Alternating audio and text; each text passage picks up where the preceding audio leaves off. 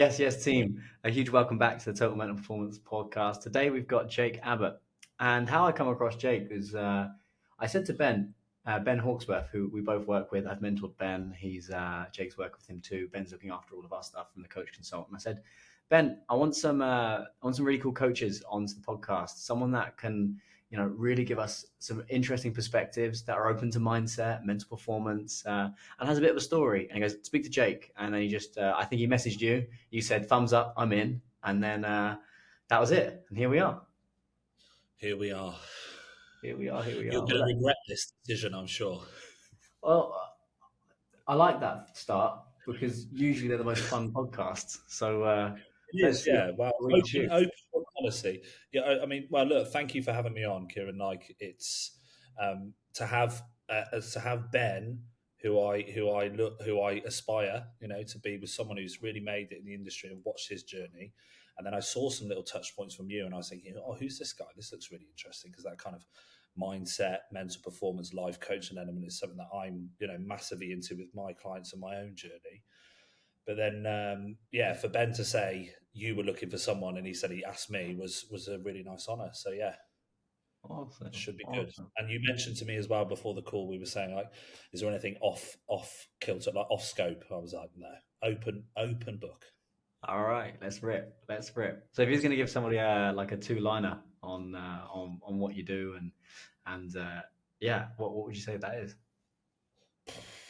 Two-liner on what I do. Yeah, stitch you up there, mate.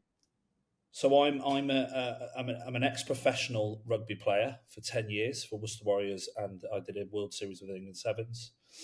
And I reached some heights there to have a pretty tremendous downfall with mental health, anxiety, depression, diagnosis with some extensive psychotherapy of being psychothymic, so on the scale of bipolar.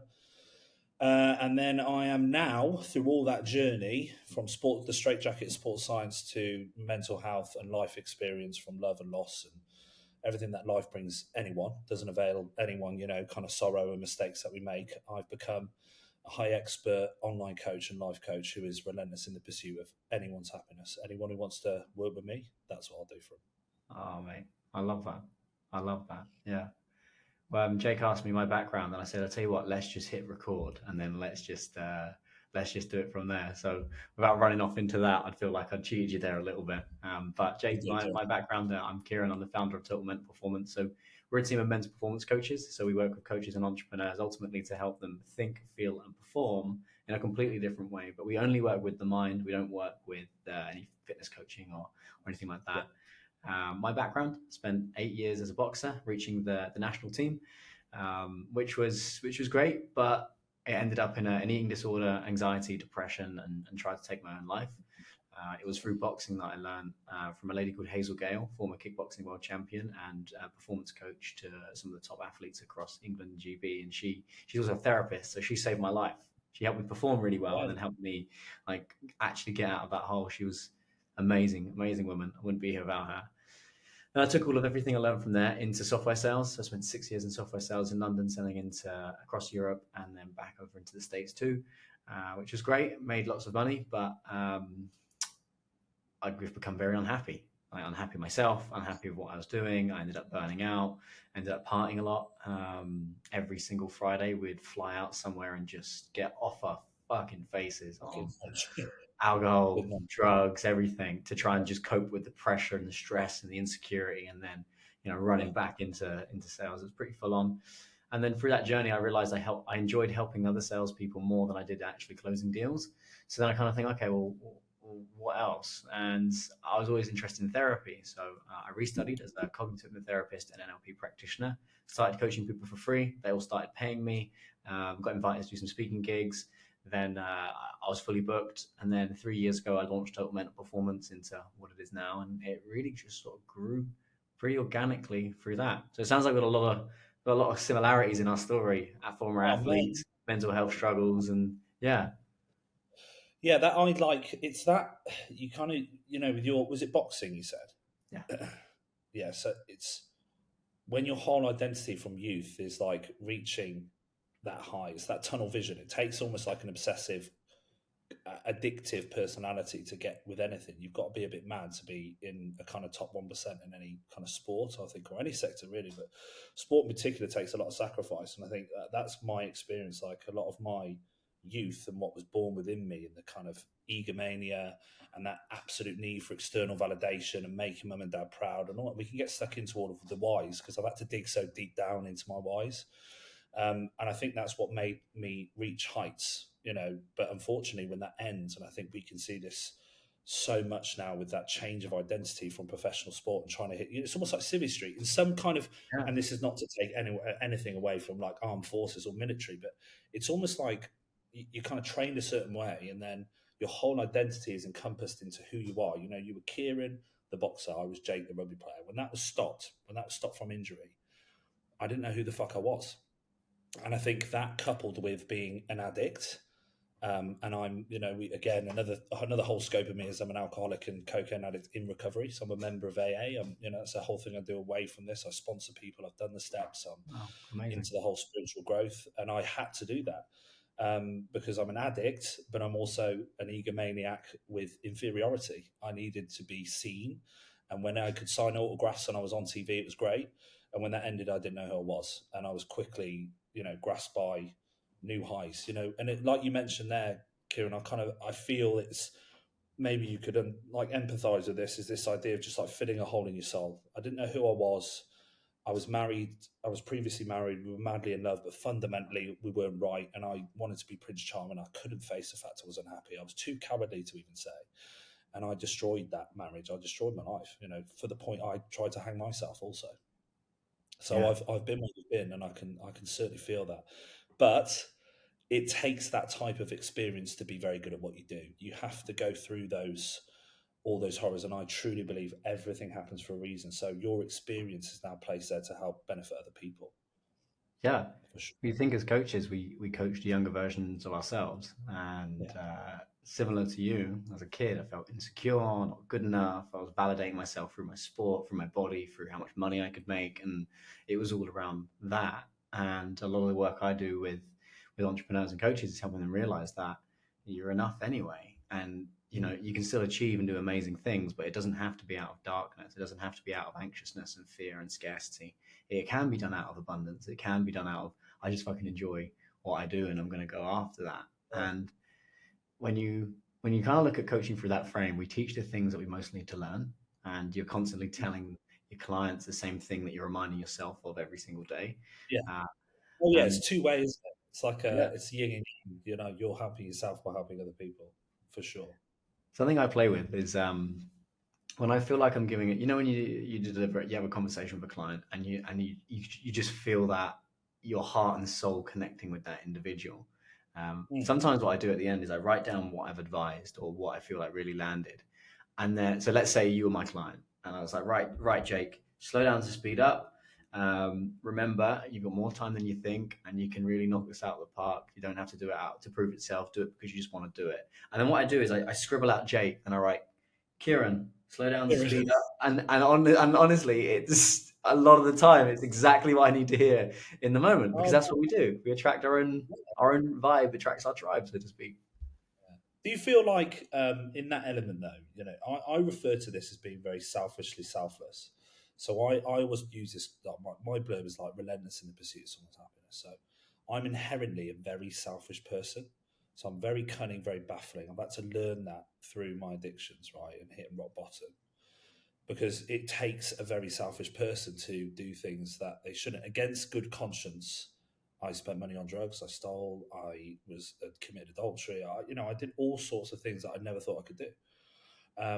It took me to realize that I'm completely selfish, but I use that, and it's almost like to use this idea of this conception of like, it's selfish for me, right? I'm absolutely non-stop with my clients. I say to them on these initial consult calls, like, I'm like a parasite, and I won't leave you alone, but for good measure, because I want more. I'm not massively interested in you going from overweight to having abs. That's an outcome of the vehicle of nutrition and training that we use to work on the psychological aspect of your behavior and your mindset. So I feel like a lot of what I do, without me kind of building a syllabus from it, is a lot of that life coaching. But to the point I'm trying to make is I do it because it makes me feel good. Yeah. And like my business partner, we've got like a separate kind of little passion project mentorship. And he's like, "Why do you work so hard?" I was like, "Because I have to." Like away from having two beautiful young children and a wife, and doing the housework, it's like I just want to work for people. I am absolutely like obsessed with buying into someone and seeing them fulfill their potential and their happiness. And if that's them with if that's them with a six pack doing a photo shoot at the end of the year, that's that. If that's them kind of losing 5 stone, or it might be like them just one time getting in the gym that they can never do. It might be them just learning that walks are so profoundly important for their mental health. It might be them just taking back fucking control or improving their relationship. And it's like, what is the metric of success? But I do it because it fills that hole in me that I've always had ever since a young boy. And I feel like maybe there's a little hole in you that you fill by doing what you do now for other people. You help people flourish because it makes you feel good, right? Yeah, absolutely. Well, if you look at human behavior, it's always towards or away from, and we're conditioned to be away from pain versus towards pleasure, right? So Yeah. uh, we all do shit Dopamine because it response, makes all us, that stuff.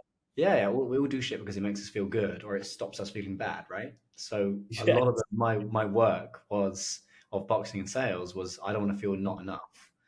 And I think Yeah. this is the first time I've found something where sure, you have moments where you get triggered or you don't get the outcomes that you want. You're like, oh, fucking hell. But it doesn't stay around as much because I know that my mission on here, like my real mission is to bring psychological freedom to ambitious minds around the world. That's it. However, the vehicle that is that does Great that, fucking word, man. I love that. Say yeah, that one more time. Say to that one more bring time. psychological freedom to ambitious minds around the world. But that's only because as a kid, I felt trapped. Mm. And you're always that hole that you're talking about that we're always trying to fill within ourselves. We're usually trying to do it in ways in which we just know from our environment, drugs or success or alcohol, whatever that might be. um, Sex, all that yeah, stuff. sex, that was a big rabbit hole I fell down too. That got Huge me in. drama.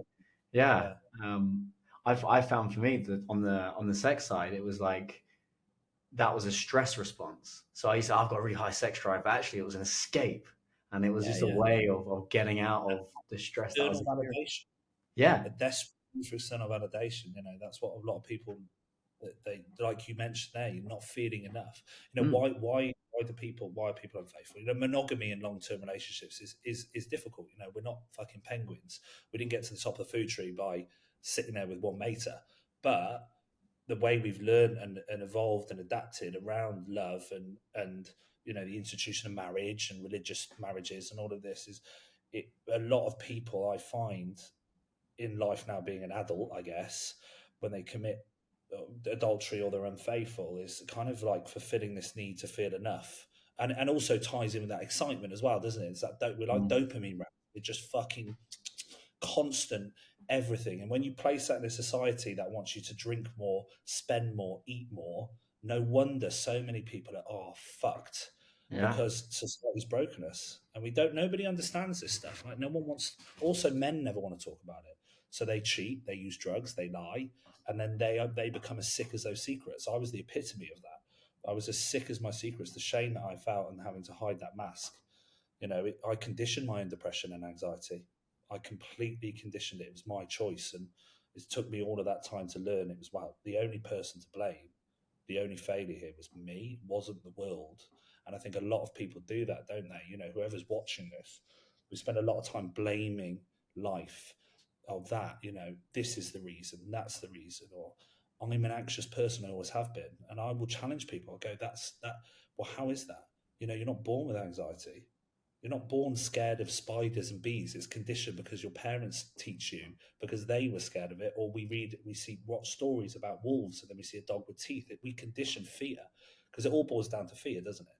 Fear of death, fear of failure, fear of not being seen, fear of not being loved, external validation. Like, I think the brain's a very rich tapestry, and I think tapping into it in any way that people can. This is why this market is so big. People want to get more from the inner workings of what we do, and that when you coincide that with what I do, it's like I use that vehicle, but I'm so much more interested in this stuff. Yeah. This is Well, the stuff that lights me up. the crazy thing is the brain named itself. Like think Yeah, about that for a that's minute. great. I've not heard that. The brain named Yeah, itself, and my view That's, of the mind is it's similar to Sam Harris, the neuroscientist, which is everything we experience in this reality comes through the mind. Thus, it makes sense to train it and use it.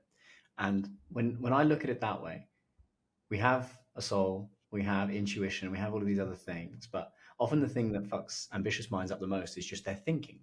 They're just the way in which they're habitually thinking because they've always thought that the way. They've been taught to feel that, think that way, and thus that mm, creates the feelings, which then creates action, which then trips them up.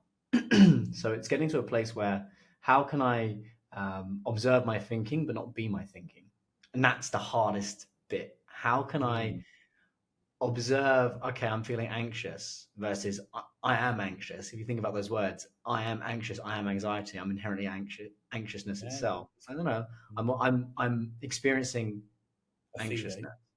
Yeah, Okay. yeah. All right. Which is human and completely Yeah. regular. Yeah. Yeah. That's Yeah. one thing I say But to people, clients is they want it to go yeah. away. They're like, I don't want to feel anxious anymore. I said, sorry, I'm not a miracle worker. That's not how No, this you're works. right. That's not how this works. It's learning to That comes live. back to the point you made earlier. In humans, we don't like sitting in pain.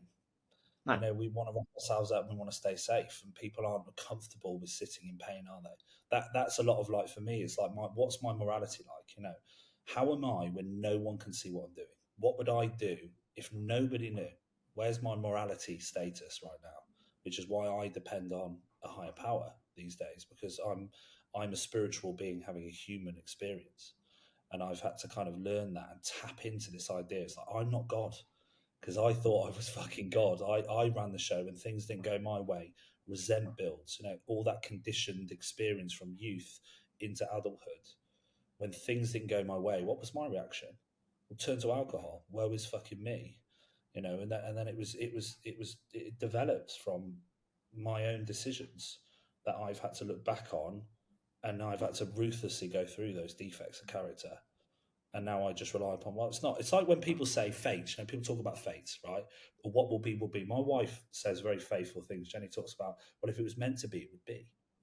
But people don't like that conception because, like, Mm. human, you're kind of the reality state of what we live in. It's going to happen anyway. It's going to happen. We have to. All we can do is control the controllables. It's that, like, stoic ideal. It's like we control what we can control within our circle. Everything outside is not really our business. So when you're uncomfortable sitting in pain because something's wrong, something's not going the way you want, how do people react? They don't like sitting in pain, so they eat more. They procrastinate. They look at their phone more. They sit still. They drink. They use drugs. They escape. Like, this weekend behavior, society just bleeds into this all the time. People don't like sitting in pain. They don't like sitting in their perceived reality, as opposed to, like you say, I am anxious or I'm feeling anxious. That's like the old idea of, like, your perception of what your reality is, or you can actually change what you think is reality based on what's going on around you. It's a choice. We have choice. That's the thing. People forget we have choice. Yeah. I remember Like you said, sorry to interrupt, you talk about the brain being a muscle and putting the reps in. Everyone wants to, like, people like me, put the reps in the gym. You progressive overload, you train hard, you build muscle. But no one really understands how to put the reps in on the brain, do they? I think that's an education piece. So, Yeah. for example, it's becoming, especially in the UK, in the US, they're miles ahead on this stuff. They've been having like I lived in Texas for psychotherapists. 2 years. What's that? Mm. I lived in Texas for 2 years. Oh, amazing. So over there, it was normal to work with a psychologist or Everyone a had therapist. therapy. Right. It's a very normal thing. Whereas in the UK, particularly when I was going for my eating disorder, I remember going to a NHS group eating disorder because the waiting list was so long. I didn't have any money at the time, so they put me in this room, and there's like 20 girls in there, and some of them were like models because a lot of girls with eating disorders they're models, and I was so insecure and ashamed of my eating disorder anyway because that in quote unquote was a girl's problem. Like, when did you ever hear of a guy having an eating disorder? Like, back Yeah. then you didn't. I remember walking into this room, stepping on the scales, where I was used to stepping on the scales and, like, doing a double bicep, like I'm gonna fight someone soon, and I was just so fragile and broken. Like, I was so far away. But I think it's an education thing. And if we look at, let's say, the UK's really been doing some catching up. And I think a lot of our work at TMP in the last 3 years is actually just educating the market. Like Massive. it still feels like this little black box of what is mental performance or what is working on the mind. Like it's so Yeah. blurry. I don't know, and it's educating them. Look, you are the creator of your own universe. I think it was Rich Litvin. I read it, and he's my coach. Um, Read it in his book, The Prosperous Coach, and he said, "You are God with a little G." And at first, I didn't Sick. like that. At first, I didn't like that because I was like, "Who am I to say I'm God? Like that's not me." But we are the creator of our experience, so we can't control how we necessarily respond in the instant, animalistic. I'm angry or sad or whatever.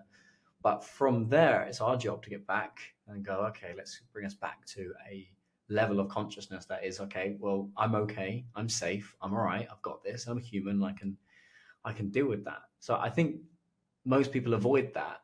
And for those listening to this, I'm tapping my head. Um, Most people To avoid remind doing the himself. work.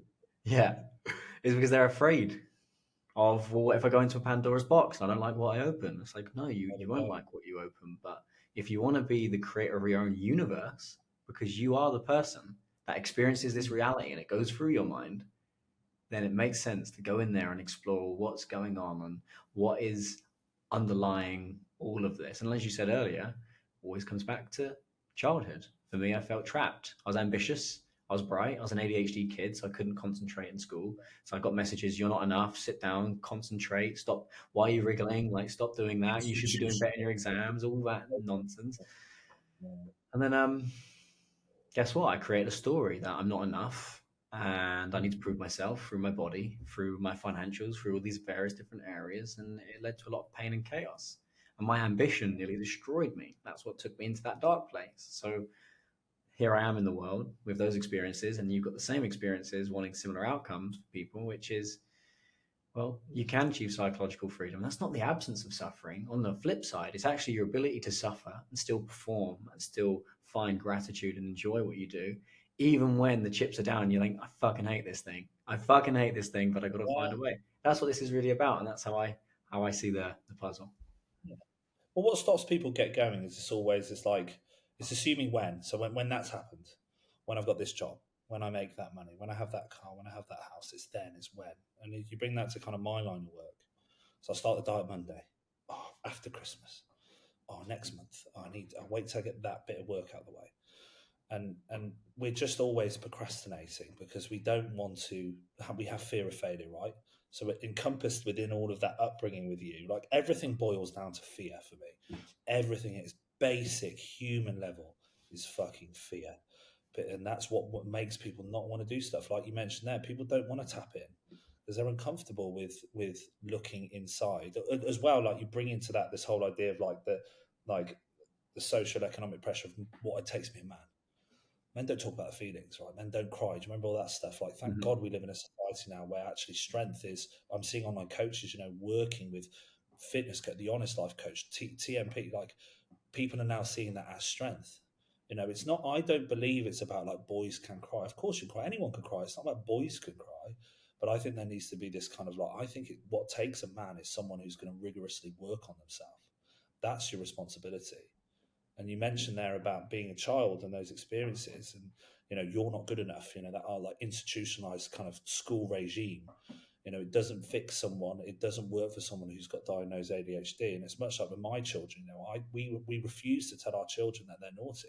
That's naughty. You're naughty. What are you doing to that child when you're pointing at them and shouting and telling them they're naughty all the time? They become that identity. Mm.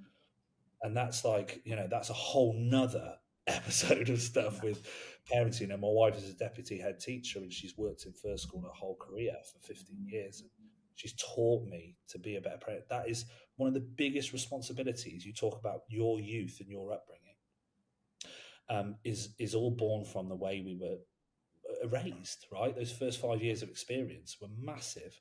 So anyone who's watching this as a parent needs to understand the like being a parent is the hardest job in the world, which I think is the most highly qualified thing you need to do. But you don't need any qualification, and anyone does it, and Mm. everyone does it. But all of a sudden, people don't realize how important it is to give.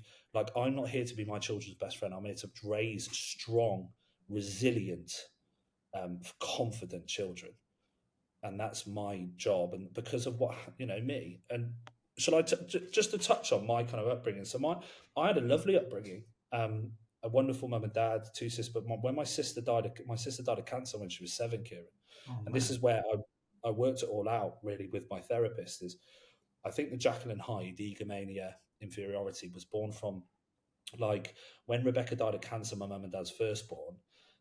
How they got through that was incredible, and then coupled with that, my dad's brother, 15 weeks before Rebecca died, was driving down to see Rebecca because my dad's best friend fell asleep at the wheel and got decapitated. So he had his daughter dying. He was trying to help mum. He was still trying to raise 3 other children and work on raising a family and working and providing. Mum was obviously, they're pre-bereaving Rebecca's death. She's going through chemo, and then Uncle Neil dies, and Dad's having to go identify him by his fucking teeth. So you imagine what effect that had on those 2 adults. Mum's way of coping in particular, and I think Dad also somewhat, he was a bit more arcane, my dad. He was chauvinistic, but Mum's way of coping was to love us, protect us, wrap us in cotton wool. So that whole like mollycoddling, and that's what I think created this. I was the youngest child, created this desire, need to impress and be handsome and perfect and a good boy. Never had the tension in school. Always used to tuck my tie in, and I was always dressed properly because my dad taught me to, and became very sensitive. And I think that's where my birth of things, when they couldn't go my way, I started to lie about little things, trying to impress my teacher or impress my parents or my friends, and all of that. And that's not mum and dad's fault. That's just what happens. So I think we're born from all those experiences, like you say. But when you get to adulthood, I find like a lot of my friends, you hit 30, it's like, I think Pandora's box just hits you anyway. And you're like, oh, fuck.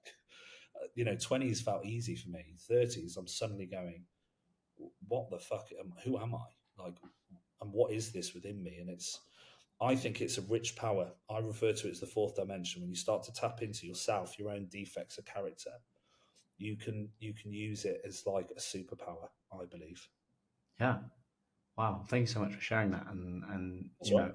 when there's traumatic experiences like that in childhood, you don't really understand it as a kid. It's just like 1 minute someone's there and then they're gone. It's like, oh, wow. Well, what Yeah, do I we was 3 years old. I thought my sister was hiding.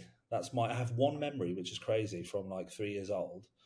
2 actually. I have one when my sister Rebecca I came out of the kind of utility toilet, and she was stood there. My 2 twin sisters were left and right, and Rebecca said, "Oh, do you love us, Jake?" And then the girls went, "Yeah, do you love us?" I remember that like it was yesterday. And I've asked my mum and dad over years, and my late father, if that was repeated to me. And I think not really. So I must have had this memory. And then the other one was saying goodbye to Rebecca when she was dying with Dr. Everett on the sofa.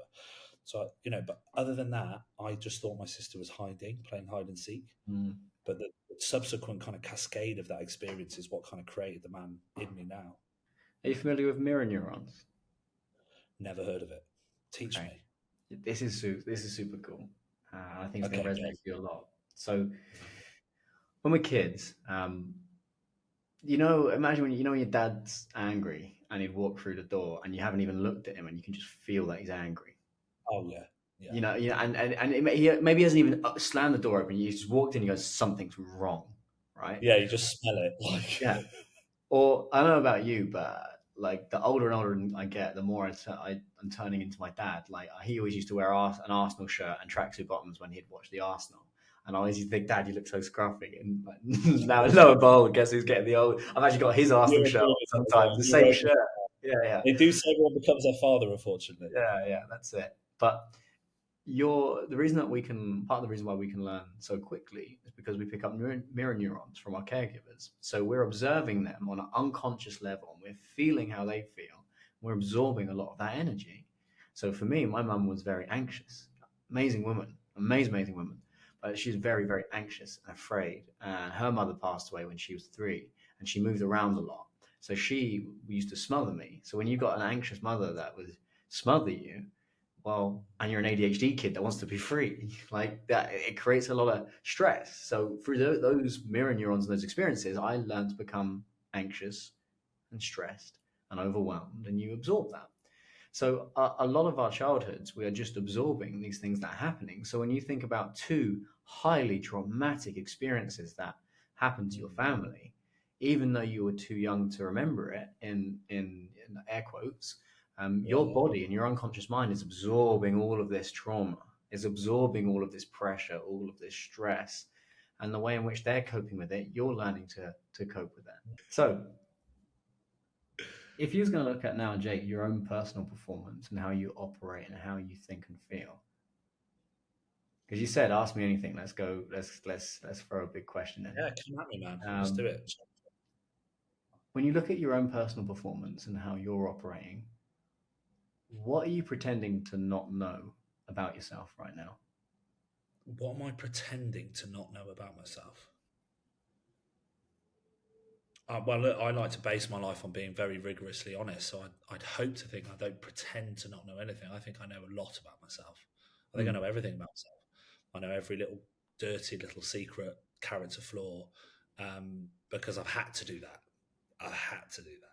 So, there's things that I wouldn't disclose to certain people based on the fact that, I'm not here to repent religiously, or not that I'm a religious entity, but I'm not here to repent. But yeah, I don't think there's anything I pretend to not know. Pretend to not know. It's almost like a double-ended question. It doesn't have to be a big thing. It might be. So in terms of how you think and feel and operate, sometimes we push things aside. We forget, this men do this in particular, is we forget that we're stressed. Something I've learned recently with my own mentor is I'm more stressed than I realize. And I was pretending to not know it. For example, I'm just never hungry. I've never been hungry. I know what you mean. Yeah. So I know myself because I know my morality, and I work on not a plane of this. So, like, without going into the whole idea of you recovering within a fellowship, if anyone heard about it, it's a 12-step program. The second step is finding a power greater than yourself to return you back to sanity. So to lead on to why I feel I know myself very well is God is very absolute. My ideal of this higher power is absolute. So God sees and knows all. So this kind of like level plane of human experience, I'm working on the vertical. So I work on a lot of meditation and prayer.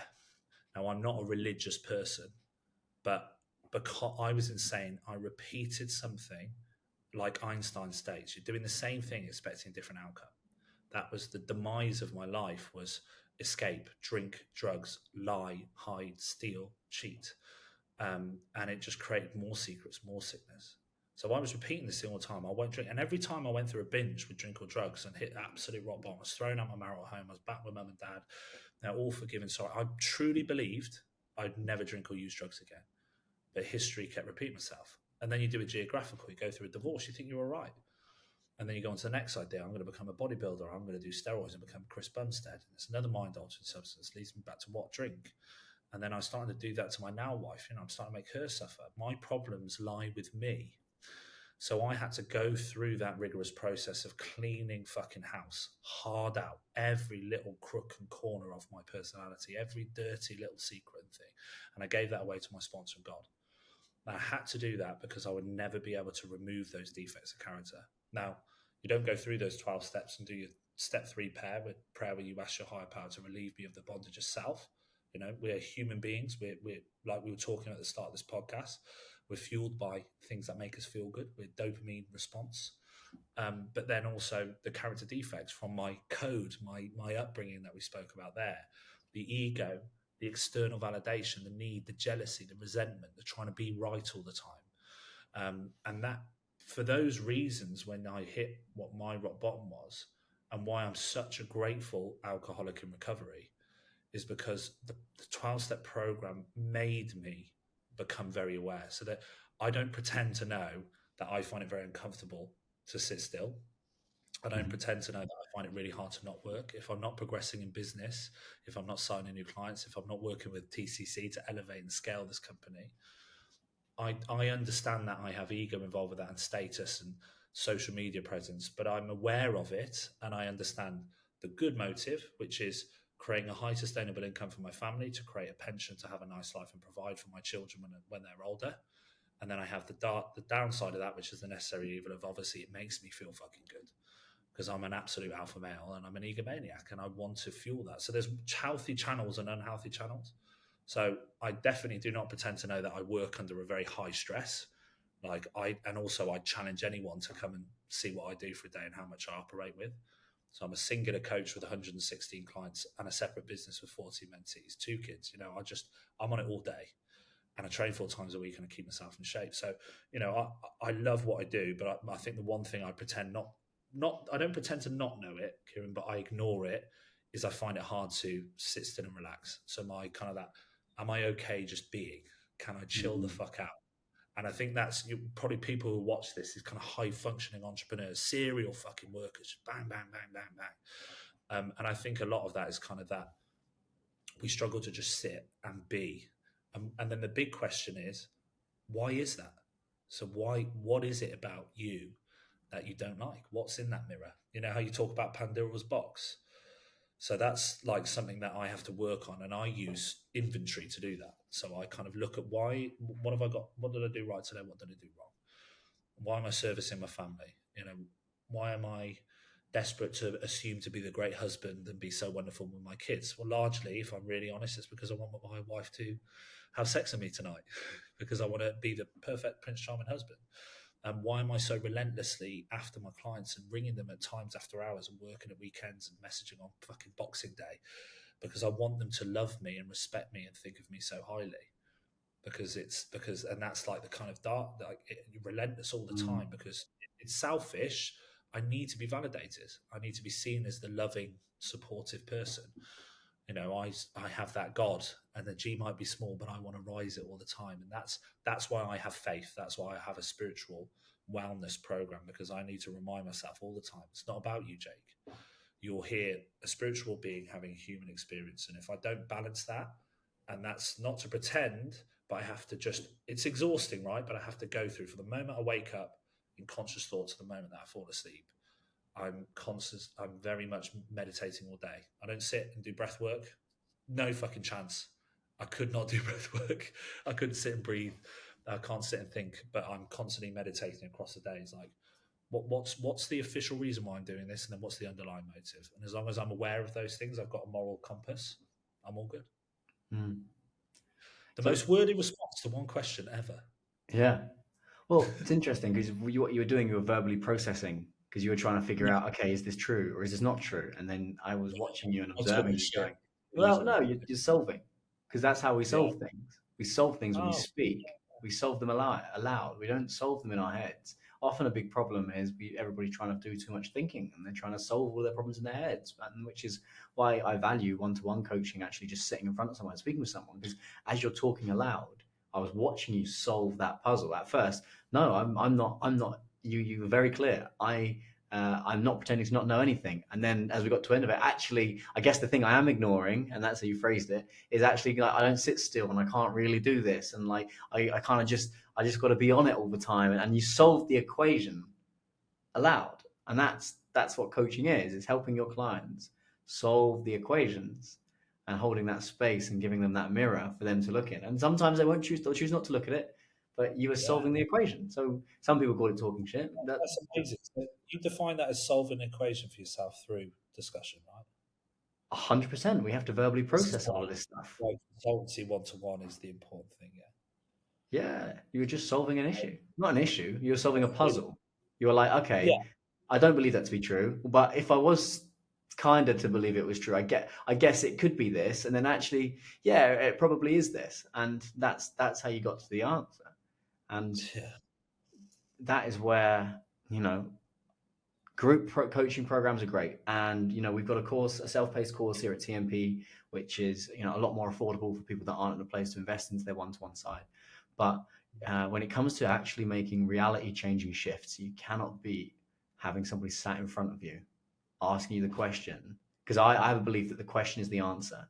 My job is to be so armed with top questions. What can I ask that's going to create a shift? And there, you said, ask me. We had a cut in the podcast. It cut out for some reason, and you said, ask me anything. Ask me a tough question. Go on then. And I went, all right, okay. What are you pretending not to know? And I just left it. And I just watched you and observed you solve the equation, solve the puzzle. And from there, from a coaching standpoint, I can then, you've built the foundation and I can just add some polish to that and go, okay, that's great. That's perfect. And what if we added this on top? What about this? Or maybe I might ask a follow-up question. And okay. So for example, when a client says, I don't know. Okay. If you did know. God. I guess if I did know, I'd say this. And that's the fun. That's the It's fun. funny when that kind of I don't know. It's interesting that's like we're just because I have a big thing with my clients and kind of working with general population. I'm not defined. I'm not the expert as you are. So I just say, look, big parts, three pillars to my business. The first one is dialogue, fucking questions asked, action planning. What's up? What's up? What's up? And I say to them all the time, like, you got the plan on the app. Of course, you can follow the diet and the training. That's good, but talking's our solution because without understanding how you are feeling in your day and your perception towards what that day is, because it's amazing when they fill in their biofeedback, and I catch my clients out with, they do a snapshot on the daily habits on the app where they talk about their stress and fatigue of that day. So the marker's low. I'm not stressed. I'm not fatigued. You ask them on a weekly basis on bios, how are you managing stress? But they look at that, they don't read it and go, oh, I'm low. When I'm like, oh, you're not managing stress at all, but your daily habits, your average number across the last 7 days is really low. Or because they had one bad day, they're overrun with stress. They can't handle life. And it's like they kind of, they're not looking at processing things as much, which is what I really enjoy. Like I like catching people out, which is kind of what you do to me there, allowing me to work and process through it. And just one more thing to add to that as well. I think a big thing from my experience is understanding what your flaws are or not, because there's nothing's a weakness, right? Being predisposed to be anxious or struggling with certain elements of your well-being or facets of your life, self-awareness is a big thing. And I think I can imagine just having this small chat is like, you will help people build like a huge amount of self-awareness. But what I've been taught through my life is like that the self-awareness avails us nothing. It has to be a program of action. So going through anxiety and depression, one of the things that frustrated me most through the NHS Gateway and through therapy is like, look, you're anxious. Oh, that's so bad. Like everything you've been through, of course. It's like, and I kept going, well, but what next? What do I Like, do I with don't it? want to feel it. What I do I don't do with want it? to be on citalopram. I don't want to be on 200 milligrams of sertraline for the rest of my life. This is conditioned, and it's like Johan Hari's book, Lost Connections. It's environmental. Have you read that book? It's amazing. No. It's environmental. Oh, go and read. I'll send it you, mate. Johan Hari. He's like an editor for a big newspaper thing in America, but he wrote a book called Lost Connections, where he researched depression, anxiety in all the world and all these different societies. And it's like that ideal. You're born from experience, like religion. You're just born to the right religion. We're born from experience, aren't we? But he talks. That's what frustrated me. I was reading this book. It's like, well, it's not. This has been conditioned, so I don't want to feel this way. So Mm. I've learned to go, well, I'm very self-aware now, but that avails me nothing if I'm not going to be actionable. And that's why I like what I do with clients is I demand the physical. No extremes, but we over here, movement, human movement based on nutrition, doing steps, looking after your sleep hygiene, an exercise routine over momentary force. Wherever your emotional state is or your well-being and your behaviors, if we demand the physical, we can start to match up because it's got nowhere to go. It has to come along at some point. And then it's all one more thing I'd add is around acceptance. I know I struggle to relax. I'm very high functioning. I don't like to slow down. I have to work on that. But I also understand acceptance. There is a part of me that you can't change everything. If you're kind of anxious, you're born from it a bit, you have to accept it. And you have to accept that every person, place, thing, or situation is largely as it's meant to be. Nothing's coincidence or chance. That's what I had to learn.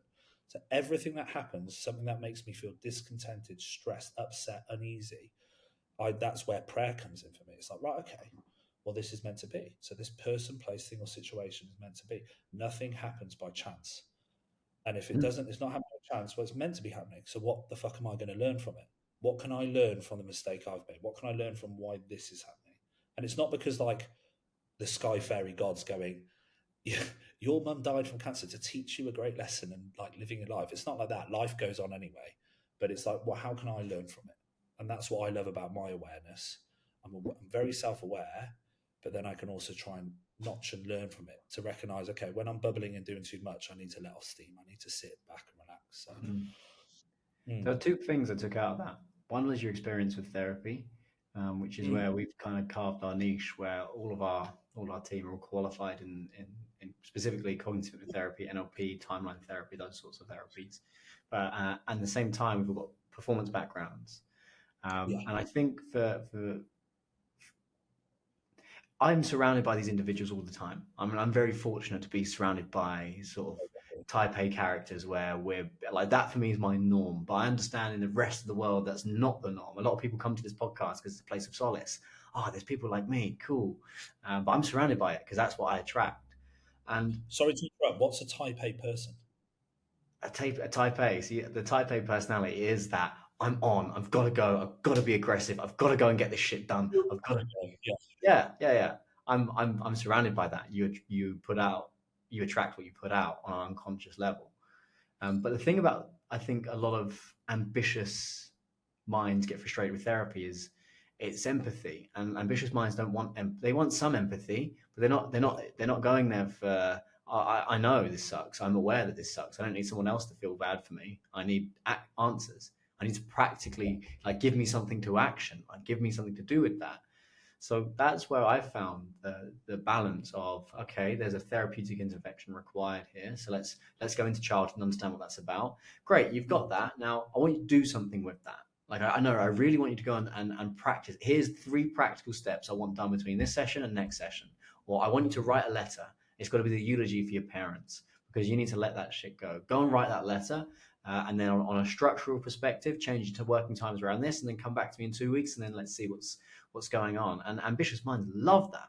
But whenever they go to therapy, they feel even more disconnected and more lost sometimes because they're not getting the answers. That, and again, you got to remember, I work solely, and this is where therapists aren't always a big fan of me because I work only with the ambitious mind. I'm only working with that bit. I'm not working with general population, and I'm not working with serious mental health issues where people can't even. And I've been this guy where you can't even get out of bed and brush your own fucking teeth because that's too much. I don't work in that world. I understand it. I've been in it, and there are incredible therapists that do that, but I don't. So sometimes what I say to the general population, so or general population therapist, is like, whoa, but actually for the ambitious mind, they're like, this guy gets me. He understands me. He gets I can't switch off, and he's not going to tell me that's a bad thing. It's like, no, it's not necessarily a bad thing. It's just only if it creates an issue does it become a bad thing. And everybody's got their own unique production capacity, and you know, evidence is becoming a bad thing. Your kid says to you, "I just want my daddy back," or your wife's like, "Yeah, you're not there for me," or you're starting making mistakes in the business because you're so tired and overwhelmed and burnt out, or you start creeping into well behavior. That's when it's a bad thing. But if you don't have those issues, then the fact that you can do a 10-hour day and you're on it, that's actually pretty fucking cool. And you gotta love that part of you. So that was one thing that I picked up from that, which I thought was quite interesting. I love this. This fuels me like that, but that comes back to the elite. I'm, there's a lot of ego flex in it. I'm a fucking wolf. I like being the underdog. I was never the good rugby player. I was never went to private school. I was never going to make it. You're not good enough. Come pass about your shit. I was like, I'll fucking show you. And it was really good when it had the one channel. And like you're saying there, it's great if if your capacity of life and all your facets of life are good, and you've got that, you can do it, and you're looking after yourself, and kind of like you're almost like your physiological matter. You keep yourself good stead, good sleep, good hydration, good food. Then you can have a capacity like that. Your capacity can be really high if you're a type A, as you say, which I've just learned today. But for me, when it went wrong, so I was like, I'm the underdog. I'll fucking prove you. When it goes wrong, it was like, what's the next thing? I'll be the fucking best bodybuilder in the world. And then you start to go to take risks. You compass that with addiction as well. I think I'm sure people watching this, a lot of type A people are usually very highly addictive. It takes an addictive personality, like yourself, Kieran, where you're on it. If you're not channeling in it correct way, you can't change the way that your body metabolizes a drink or a drug. I'm an alcoholic, so I have an allergy, a recognized disease. If there's anyone watching this who is suffering with problem drinking, I just want to say there's a solution. Like I was like 3 bottles of vodka in a day on a binge, as much cocaine as I could manage. I would stay awake for 2 weeks, lose all the money in my bank. I tried to hang myself off the back of those binges. So if anyone, I just thought, just within me, if anyone is watching this who is a problem drinker and suffering behind the scenes of their life, there's always places to reach out. Samaritans, number one, but also like problem drinking solution, addiction solution. It's a fellowship from my experience that I just want to give that Thanks message. Thank you for that out there, mate. Because there will trust me. There'll be high functioning addictions, yeah, for sure. That will be hearing that. There was another thing that you said. and I'm conscious of time because we've got about another 6 minutes before we got to jump off. Yeah. But there's another, because you and I could do this for 2-3 hours, and we'll probably Oh shoot man, another one someday. we should do another one, bro, for sure. Yeah. The there's another part you mentioned about flaws, and I talk a lot about without sounding egoic, but people in this space they're gifted. The problem with Yeah, being gifted is it's like kryptonite. It's your yeah. superpower and your Superman's kryptonite. kryptonite. I use this all the time. Yeah, it's your superpower and it's your kryptonite. So if you look at some of the greatest artists, the entrepreneurs, what they're suffering, they're suffering very deeply, and they're Yeah, actually tortured souls on the inside, and they have to express that in a certain way. And when you can learn to come at peace with those areas of, you know what, I do get anxious and stressed and overwhelmed, or you know what, sometimes I do throw my toys out the pram like a big kid, or you know what, actually sometimes I just can't concentrate on anything. And sometimes I do a 10-hour work sprint because that's how I work. And that's okay. It's learning to be at peace with that, and building a support network and setting your boundaries and showing up as a leader, because people think you can't lead through that. On the contrary, that's what builds leaders. And that's how you can actually move your way forward. So that was something I wanted to pop in on there. yeah. I got one. Acceptance, man. That's Yeah. so big. Like Surrender. accepting who you are, as long as you're self-aware and you're actionable. Acceptance is key. Like James Smith, PT, ADHD diagnosis. Yeah. That's someone who epitomises someone who's like, look, he's not very like plain level. He's not a linear learner, much like you in school. But fuck me, a high functioner who he's had to learn that in his later life. But fucking how you reach high, like addictive personalities, type A people. Of course, you're always anxious. Of course, you're always on it. You don't know how to relax, much like myself. But fucking use that kryptonite, man. That is fuel when channeled the right way. It's fucking, as long as you've got purpose and Yeah. substance to that purpose, it's fucking amazing. Yeah, Jake, I've deeply enjoyed this, mate. We'll have to do another one sometime. I've got one final question I ask all the guests. I want you to forget the company. I want you to forget the brand. I want you to forget me for a minute. But what does the phrase total mental performance mean to you? If you had total mental performance, how would you know? Total mental performance to me spells like my perception of that is like a complete inner workings awareness system that's going to open up everything, like all those corners of your mind, the weaknesses, the strengths. It's total, isn't it? It's a 360, right? So we're going to look at everything around that to make sure you're plugging all the holes. So you're going to plug your weaknesses, but you're also going to be actionable about what your defects, character. Mental is obviously the well-being. I'll be honest, I hate the word mental because I hate when people talk about mental health, because your mental is that old archaic kind of way of, calling people like that you're mental, you are like, fuck that. It's, of course, like mental is everything within our brain. So we're like a 360 complete ideal of what is going on within between your ears, and performance is everything, right? So if you're going to be totally mentally performing, that is the absolute plethora of what you should be. So yeah, I think it's a great name for a business. Total mental performance. I'm jealous. I want to steal it. Yeah, Total mental performance is great. total mental performance. My thing is like total. That's a brilliant definition. So thank you for sharing. My thought process is, well, total is across personal and professional. Mental, we are God with a little G, so we are the creator of our own experience. And performance, all my clients, they know there's another level. They know deep down there's another level of potential that's just waiting to be unlocked, and that comes through the vehicle of performance. So yeah, Do you know what I love about that? And just before I let you go, having touched now into the consultancy with TCC, the guys that work with through Ben, I thought I was at capacity with 110 clients and 2 kids and doing this on my own. No automations, no VA. Like what people will see on my social media, what I've built that just me, right? I had like some mentorship stuff, but I built that through fucking relentless pursuit of trying to help people. But as soon as you touch base with someone, you say you like the people you hang around with, you the average sum of those people. I touch that, and Ben says, "I'll come heavy in January. You've got a lot of work to do." I didn't even realise where my performance could be when I've done that. Now at 116 clients on my own, before now building SOPs and a business and hiring staff, I'm doing more work than I've ever done. And I didn't even think I had capacity for it. So I thought I was like a high functioner. Just proves that idea in your brain, like we're not using anywhere near our capacity. You get the total going and the mental, your performance. Like I think if anyone watches this and they think they're the hardest worker, I thought was the hardest worker. I'm doing stuff like my capacity is even higher. And then I have an hour conversation with you, mate. I'm going away from here and I'm going to work even harder. And Well, I haven't even had to pay you for that value. well, imagine if we can help you working harder and even smarter. We manage your energy a lot smarter, so you can get more done in less time. Fucking hell! Like It'd be that's amazing, essentially that's what I play with. Is how can I help this person get more done in less time?